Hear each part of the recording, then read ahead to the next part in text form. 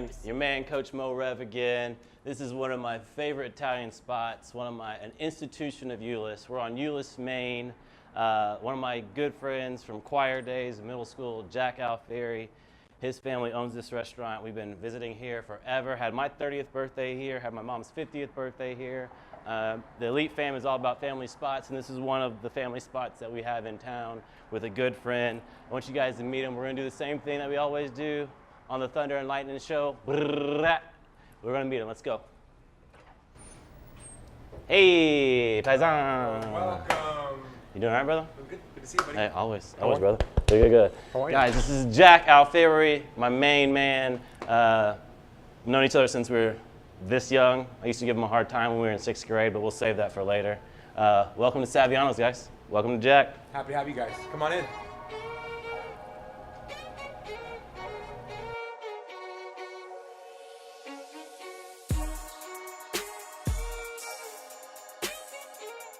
Hey guys, welcome to the Thunder and Lightning show, Bosses edition. I'm here with my main man, Jack Alfieri. We go way back. We're at Savianos kitchen with a new remodel. It's beautiful in here, man. Thank you. Beautiful. We just got done with it about 3 months ago. I know the streets were begging for it. And we were closed for about a month and a half. We finally got it done. It was probably one of the funnest experiences of my life, getting to pick floors and colors and this and that. Oh, you guys did the whole thing. You picked all of it. Yep. You're the man. It was fun, man. You know, we've known each other way back, and I've been kind of doing a series of kind of introducing the Elite Fam to some of my friends that I grew up with that are locally still here, or just, you know, people we grew up with. I was with John out in Dallas at his restaurant. You know, Sambo Bleezy Brewer, that's how I know this guy, because we were in choir together, and this was one of Sam's best friends whenever, you know, middle school, elementary into middle school. And he kind of was part of the package. You know, Dallas-Fort Worth and the area that we grew up in is really cool. A lot of the people that we grew up with, they're still here. You know, they have roots here, and that's one of the fun things about you know, staying in the area, close to mom and dad and your old friends. It's funny that because whenever I first went away to college, I was like, I'm getting out of here. I'm not coming back. Screw that. But as soon as I got to college and got to Texas Tech, I was like, you know what? Home's not too bad. You got Fort Worth right there. You got Dallas. Whatever you like to do, you can get out and do it and have a good time. And you know, our hometown's right here. And when you have roots here, it's easier to kind of start a business. Absolutely. when you have roots. Kids, it's easier to start a business when you have roots. I'm telling you. You know, and thank you for doing this. I kind of came up with this idea. You're the last guy I got. I kind of came up with this idea whenever we're at Sam's bachelor party. And we having a conversation with you, having a conversation with John, and seeing that, and seeing where I've been and what I've done. And I was like, you know what? I want to sit down with everybody and talk to them, and just, you know, I was already doing a podcast, I was already doing all this other stuff, and I wanted just to kind of show people kind of our evolution, where we're at, because we're at a different spot, because we're grown-ups. Yeah. Even though we don't really feel like it. We're getting there. You know, I don't feel like it. You know, and I work with so many kids. I just want to show them kind of what it looks like. I kind of always mentor them and tell them, hey, here's what not to do, here's what you should do. I try to give them all the answers I can, just because I didn't feel like we had them all the time. And we probably did, we just didn't listen to our parents. But we didn't have somebody that was outside that structure that was there to be like, don't do that. That's a bad idea. Absolutely. That, you know, that we could talk to and be completely open with. So I just like to show them, hey, there's all these guys that I know, that I grew up with, and, you know, for the most part, we have the same beliefs. You know, we still talk to each other. We still hang out with each other. Our stories are pretty similar in what we believe and having good families and being raised, you know, in this area. And you know, I tell them, as much as I grew up with my family and I was around them a lot, we were around our friends a lot. And we spent a lot of time with our friends, and that was like our extended family. You know, me and Jack spent a lot of time together in choir. Since you were in 6th grade, I was in 7th grade.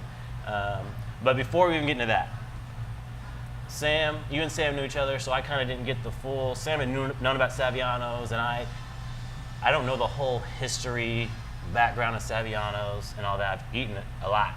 I love it. Yeah. So if you can kind of give me, the people, just a little, you know, history of Savianos Kitchen, because you guys remodeled a couple times. Yeah, we moved to Texas about 23 years ago, and Daddy was in the restaurant business, and we landed in Euless somehow. And right after high school, I jumped right into it. Yeah. obviously in high school, washing dishes, making pizza. And it's something that I always, with the Italian blood, I've always had a thing for. I've always loved making different flavors and seeing the look on people's faces when they eat the food, you know? Yeah. Well, what I want to touch on for us, let's go back to the beginning, whenever we were in choir together. I definitely I was in 7th grade. Yeah. You were in 6th grade. Miss Allen, hope you watch Miss Allen. Love you, Miss Allen. Heritage Middle School, shout out. I picked on Jack. Yeah. A lot. Yeah.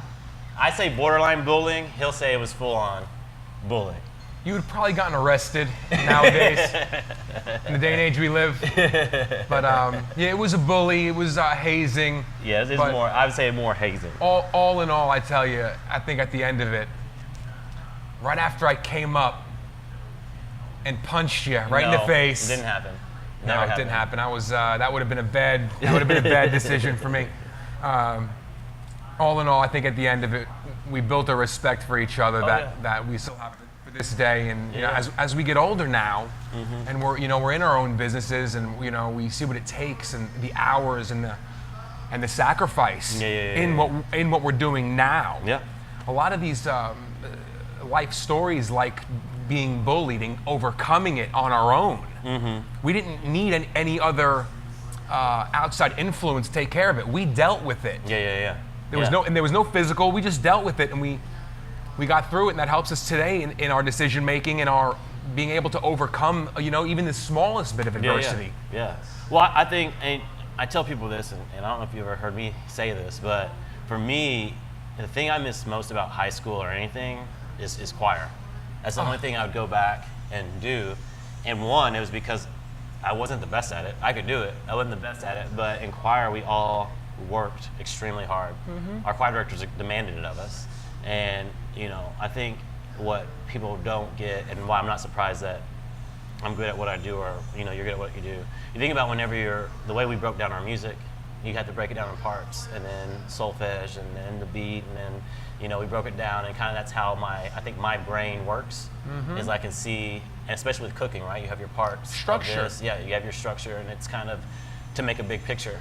And sometimes you just see the big picture, but people don't see all the parts and layers and the work that it puts in. And I know choir, especially in high school, we worked. I mean, when we were in there, we worked. And I think, when you're together, it's just like a football team or like any kind of team. We're together, and we're working together. And so, we had a great mentor in Danny Dietrich. He was, fantastic at what he did. He cared about us. Yeah. And seeing you now and what Elite's doing. Yeah. Your kids have that mentor, that's someone they can go to, that they can trust. Yeah. Someone that cares about them. And it's no different in my business. Yeah. When your employees, they look at you differently, like you care, and you truly do. Yeah. You get the same result when the parts come together and make something beautiful. Exactly. That's what's fun about it, and that's what's besides the work, everybody doesn't see the work that we do. You see the end product and you see what it looks like, but like you can say whenever you first started or when I first started Elite or just first started training, the amount of mistakes I've made and the amount of just dumb things that I thought I knew that I didn't know, thinking I knew it all. Kind of you went into this straight out of high school. Yeah. And you're the man now. Well, I've only had one job. This is it. I've had one job. Yeah. I worked for my dad starting, 20 hours a week when you're 14, 15. Yeah. And by the time you're 20, working for your dad, you think you know everything. Yeah. And over time, you get to a point in life where I'm at, where I've been at, where you realize that you don't know everything. There's still room to learn. Yeah. And I found that when you're in that zone of soaking up and still learning, you're still able to produce as well. Yeah. So it's like a circle of life as an entrepreneur or as a business person. You're still soaking in so much. I mean, we're learning. People change. Yeah. We're learning how to get through to the younger generation. Learning this new generation has been a challenge, but it's been a fun challenge. It's always fun. Yeah. And I'm sure you kind of see it on a different level than I do because you're dealing with high school kids. Yeah. And God, with today's day and age, with the phones and the this and that, with the Snapchat, the Twitter, You know? Yeah. You know, that's one of the parts that I love is I do get to work with the kids, but then I also get to work with their parents, and so I get the same thing I've always been used to. You know, like when we grew up, we were at each other's houses with each other's parents or with our friends, and their parents are staying the night at, you know, houses and, you know, in this area. So I try to tell them it's no different. You guys are not doing anything different than what we did. The same thing. So I have a head start on them, but, you know, definitely we couldn't have got away with, if we would have had Snapchat or Facebook whenever we were in high school, I would have been in trouble, for sure. So I couldn't imagine the bullying now that they go through with Facebook and that stuff. And so that's why I like to just kind of, you know, new things and exciting things always come from the younger generation. Let me ask you. Yeah. So you said, you know, I came straight into work after high school, full time right after high school, right into the restaurant. You left tech. Let me ask you, if you could go back in time, would you have picked something and just gone with it, or would you have taken the route you did? If I would have known I was going to do this, what I'm doing now, I would have went straight into it. And how long were you thinking about Elite before you took the plunge and said, you know what, I'm going to do this? I've been thinking about Elite, opening my own gym since I remember the day at Texas Tech walking. It was towards my junior year, into my junior year, trying to figure out what am I going to do. You know, it's funny because you see a lot of kids in college and you know, some people do have their dad, especially around here, their dad's own a business or their dads do something, or they have a friend whose dad does something, and they know they're set up. Like, I'm gonna go work for so-and-so whenever I graduate. I did an internship with them last summer, I got that gig. That wasn't the story for me. So I had to kind of figure out, well, what are you gonna do? What do you want to do? And, you know, I was thinking, like, what did I always enjoy? What did I really enjoy? And I can always think I enjoyed training. I enjoyed, you know, the games and football and the sports. That was fun. But I enjoyed practice. I enjoyed watching film. I enjoyed getting better, the process of getting better. The nitty gritty, the tough stuff. I loved it. And whenever I was doing that, that's whenever I felt the most centered in my life. Like, if anything ever happens and stress and, you know, my life feels in shambles, the first thing I would do is get back in the weight room. And that's kind of where I could, you know, get back. Probably started when I tore my ACL my sophomore year. You know, I was able to rehab that, and that kind of got me interested in it. Then I went to college to be pre-physical therapy, but, you know, that was going to be too slow for me. And once I kind of decided, okay, I'm going to be a personal trainer because I get to work for myself. I get to kind of train, and it's kind of like physical therapy, but it's faster. I get to work with athletes. The funny thing now, 12 years in, and looking at what I do now, I get to do it all. I mean, I rehabbed ACLs. Rehabbed 2 ACLs this year, a shoulder this year. I work with kids with cerebral palsy and different things. Wow. And, you know, because I've been working and have the experience and know how to do it, you know, I get to do it all. It's great. It's funny that, you know, I didn't set out that way, but I kind of carved out my own way to be able to do exactly what I wanted to do. But, you know, main thing that it takes is hard work and sacrifice. And one thing, you know, going straight into the restaurant business right out of high school, I always looked at people who have those favors and people who were grinding at school. I always looked at them with envy. I was like, man, they're getting to party, they're getting to do all this stuff. You know? Yeah. But I'm very thankful and lucky. Looking back now, you absolutely. know. Yeah. But in the moment, you don't see it. But now, and you wish you can go back and talk to yourself and tell yourself.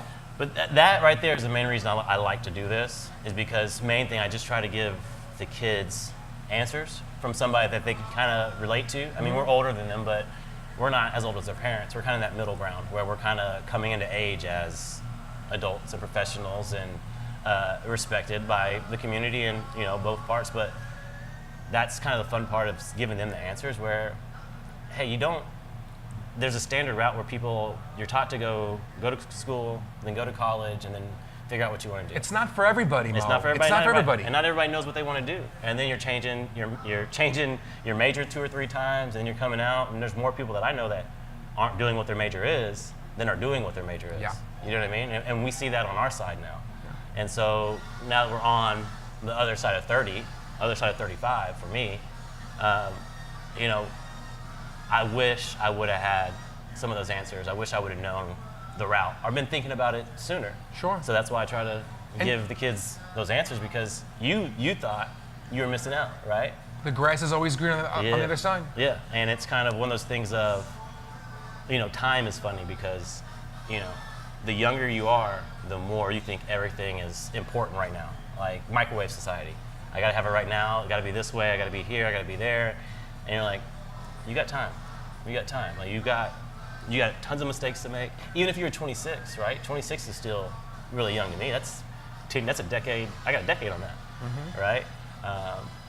And so that's where I definitely try to tell the kids, just, you have time. You know, like I'm just now feeling like I'm kind of coming into my own. Of course. Right? I'm the same way. You know, over time we change. Yeah. We see transitions in our life. We make changes to be the people we want to be, the men we want to be. Yeah. If we start making those changes, you know, at an earlier age, we become more integral people. Yeah. Good changes. Yeah. We become better sons and daughters. We become someone who's worthy of being a great father and a husband. Eventually. But some of these changes have to happen. The earlier, the better. You can get to that point earlier than having to be like, oh, I'm 35 or I'm 30, making these changes now. I'm learning how to work at 30. My dad always told me from the ages of 20 to 30, you really need to try to produce. Produce something. Make something. Whether, you know, basically learning a trade, you know, and then from the ages of 30 to 40, follow it out and take it. And I see in your life, you know, it started a lot earlier from you, from as long as athletics, all the way through. And we all have a different path to get where we want to be, but it's important, in my opinion, to see the kind of person you want to be. And make the changes today to become that person, you know, instead of waiting and waiting and waiting and waiting. Well, I mean, that's kind of one of those things that's why this is important, is to think like that. You guys, somebody tell you, like, hey kid, slow down, like, what are you thinking about? Like, what are you planning on? And unless you have conversations like this, or you hear conversations like this, you don't know. And don't be so hard on yourself at an early age. Don't be so hard. These kids are like, you know, I mean, I don't know about you. I see a big, with a lot of the young employees that I have, which we have, I would say about 25, 26 employees that are under the age of 21. 22. Babies. And some of them are tormented. Just with the society and what's expected of them and what's not expected of them societally. And I wish some of them would just take some pressure off themselves and, you know, have some peace. My biggest thing to that, and what I've been telling Braden especially, and kind of what brings me the most peace and kind of what I learned early, and you know, you can call it, some people can call it cocky or conceited or whatever, it comes off that way, but I've always known from an early age that I'm just as good as anybody else. That's it. I'm not trying to be better than anybody else. I don't care to be better than anybody else. I care to be my best self. You got it. And if I walk in and I'm just as good as anybody else, the thing that's going to separate me from everybody else is my work ethic. The best you can be. That's it. You're the only you. So you know, you have your cards that you can play with, and play them. Sharpen them. Get used to using them, because they're yours and that's what you got. And don't always look over at what the other person has. These are your cards. You play with them. You know, it's nice to know. For me, I like to see if somebody, like what you do. Hey, it's like in choir. You sing way better than I do, and that's nice. I mean, that's your tool. That's nice. Can I get in the choir and sing, and we can make beautiful music together? I enjoy that too. You know what I mean? But that's not like, oh, I gotta hate Jack because he sings better than me. You know what I mean? Like that doesn't make sense. Like I think we should appreciate everybody's skill set and appreciate each other. And, you know, just like my man Tage behind the camera, the more we're able to collaborate together and do things together like this and show people this kind of stuff and show friends and show where you're at and how we grow up and, you know, those type of things, the better we'll be, I think. No question. Society will be better. No question. Just trying to change the game a little bit at a time. You got these young, hungry kids, man. You know, I've always envied you for your laser. To me, you've always seemed someone who has laser-like vision and focus. As I've gotten older, I've gotten better at it. I've been horrible at it for the most part of my life, you know. But you try to get that point where, and you wonder. Could I have had the vision, the focus that I do now at a younger age? And I think the answer is no. It comes with age, time, experience, life, wisdom. Yeah, and for me on that is early on with some of the mistakes I made early in my life. I already knew, like, okay, some of the things were going to be out the window. So you got to I understood the time frame. I know it's 6 years, 10 years. When I first got into training, I gave myself 10 years. I said, you can do this for 10 years. So I already knew I was going to be in this for 10 years. So that you couldn't shook me from that. Nobody could have told me any different. I knew I was going to give this 10 years. And I was going to go all out for 10 years and see where it happened, because I knew, and it helped because my older brother, I saw him graduate, and I saw him, you know, fishtail around and try to find his way. So I also knew, like, it takes time. You don't come, unless you have somebody give you a job right out, it takes time for you to kind of find and stick somewhere. And I just was aware of that. I watched people, and I was aware of that. So that kind of gave me peace about that, and kind of peace of where I'm at. And, you know, that's kind of one of those things, those lessons that I was lucky to pick up and notice is time. You have time. If you have a plan, stick to it. And there's going to be ups and downs. There's going to be bad days. That's just like anything, you know. But again, if somebody else has done it and I'm just as good as anybody else, I think I can do it. You know what I mean? That's just kind of the way my mindset has always worked. So besides that, let's get back into, you know, I'm going to get back into some of our choir days. Because we were talking about how we started off as me bullying you a little bit, and then, you know, I think definitely by high school, and, you know, because high school I think we got close because we got to take so many great trips in choir. Yeah, we went to we got to do a once in a lifetime trip, a 2.5, 3 week trip to Europe together. Yeah. We roomed together on that trip. We spent a lot of time together on that trip. We might have not been at our room's curfew every night. It helps when your mom's a chaperone. Your mom knew what we were doing. Well, my mom snuck out and got pizza with y'all one night. So I was the one that went into the room while my mom snuck out with them because I wasn't going to be bad. Oh, Mrs. Revels, I saw you the other day. You look fantastic. Okay? Yeah. His mother looks absolutely beautiful. Wow. Well, now you know where I get it. But, you know, that's the thing is, too, you know, we're lucky, and people say it because I meet people and we meet new friends that kind of come into the circle via different people, and they're like, "Oh, you guys know each other since high school?" Because there's a lot of us. I mean, at Sam's bachelor party, there's like 30 of us that all grew up to each other, and maybe 2 or 3 people that we didn't grow up with. And that always amazes people that we've known each other that long, and that's why I try to tell people how special this area is that we grew up in. The longer that we're friends in life, the more special the relationship gets. Yeah, time. Yeah. It's one of those time things. But I know something. You had a crush on me when you were flicking my ear in 7th grade in Miss Allen's choir class. I thought Jack was soft and that his mom still dressed him. So I was going to toughen him up. Shit. Because I cared about him, I wanted to toughen him up. Yeah, right. I've been training people forever. Anyways, Jack, I love what you've done with the place. You know, thanks for letting me talk. Thanks for coming, man. This was everything I thought it would be. I love you, and I'm proud of what you're doing over there. I know it's something special. I can't wait to see what you do with this, man. I really can. It could go huge. I love it. I'm just trying to take over the world. I know. I've been saying that for a while. I want to help. Hey, well, that's what having good friends is for, man. I love this place. I will continue. I was telling them out there, I had my 30th birthday here. My mom had her 50th birthday here, and that's kind of what I call the gym, or call my members, as the elite fam. And this is kind of the extended elite fam. This is everything I say, everything I preach comes from somewhere. Is really what I'm getting at. I'm not just saying words. These are life experiences and things that I've seen, and the things and values that are important to me. And friendship, family. You know, I have a good family. I don't deserve a good family. They're better than I deserve, and they've taught me a lot. And what they've taught me is I treat everybody I meet, all my friends, like family. You know, we're extended family, and that's how it goes, because it takes a village. And the more people you have to lean on, the better you're going to be. Absolutely. The more accountable you are. And you know, that's what I'm trying to spread out Elite. And I know that's the feeling you give to everybody every time they walk in here. And what excites me is just the fact that we're at the age we are, that we kind of get to become leaders at this point. You know, and that's why I try to get back to the younger community and the younger kids and kind of show them a way. Because I think that's our responsibility, is to get back to, you know, these kids are doing the same things we were doing. If I can make their process a little bit faster and help them get there a little bit faster, I'm going to do that. They're lucky to have you, I'll tell you right now. So, they're lucky to have you.